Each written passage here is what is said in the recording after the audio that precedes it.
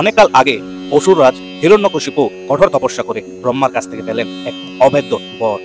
তিনি না মানুষে মরবেন না পশুতে, তাকে না দিনে মারা যাবে না রাতে মারা যাবে, তাকে না ঘরে না বাহিরে, না কোনো অস্ত্রে না কোনো শস্ত্রে। এই বর পাওয়ার পর তিনি হয়ে উঠলেন এক অদম্য অত্যাচারী। চারদিকে ছড়িয়ে পড়ল তার সন্ত্রাস, এমনকি নিজেকে ঈশ্বর পর্যন্ত ভাবতে শুরু করলেন তিনি। কিন্তু তার ছেলে প্রহ্লাদ ছিলেন বিষ্ণুর একনিষ্ঠ ভক্ত। ছোট বয়স থেকেই প্রহ্লাদ শুধু জপ করতেন নারায়ণ নারায়ণ। হিরণ্যকশিপু সহ্য করতে পারলেন না ছেলের এই ঈশ্বর ভক্তি, তাকে হত্যা করার জন্য বারবার চেষ্টা করলেন। সাপের গর্তে নিক্ষেপ এবং কি পাহাড় থেকে ফেলেও দেওয়া হলো, তারপর আগুনও পোড়ানো হলো, কিন্তু প্রতিবারই ভগবান বিষ্ণু অদৃশ্য রূপে ভক্ত প্রহ্লাদকে বাঁচিয়ে দিলেন। একদিন হিরণ্যকশিপু ক্রোধে প্রহ্লাদকে বললেন, তোর ঈশ্বর কোথায় আছে আজ আমি দেখব। তোর ঈশ্বর কি এই স্তম্ভে আছে? ভক্ত প্রহ্লাদ ধীর কণ্ঠে বললেন, হ্যাঁ, আমার ঈশ্বর, তিনি সর্বদাই সর্বত্রই থাকেন। এই উত্তর শুনে অসুররাজ দণ্ড নিয়ে আঘাত করলেন স্তম্ভে।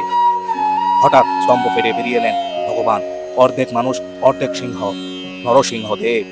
তার চোখ লাল অগ্নিশিখার মতো, গর্জনে কাঁপতে লাগলো সমগ্র দিগন্ত।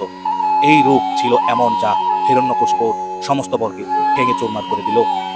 সন্ধ্যার সময় প্রাসাদের দোরগোড়ায় নৃসিংহদেব তার ভয়ঙ্কর নখ দিয়ে হিরণ্যকশিপুকে কোলে বসিয়ে টুকরো টুকরো করে ফেললেন। না অস্ত্র না শস্ত্র, শুধুই নখই হলো অন্যায়ের সমাপ্তি। এরপর ভগবান শান্ত হলেন ভক্ত প্রহ্লাদের স্তব ও প্রার্থনায়।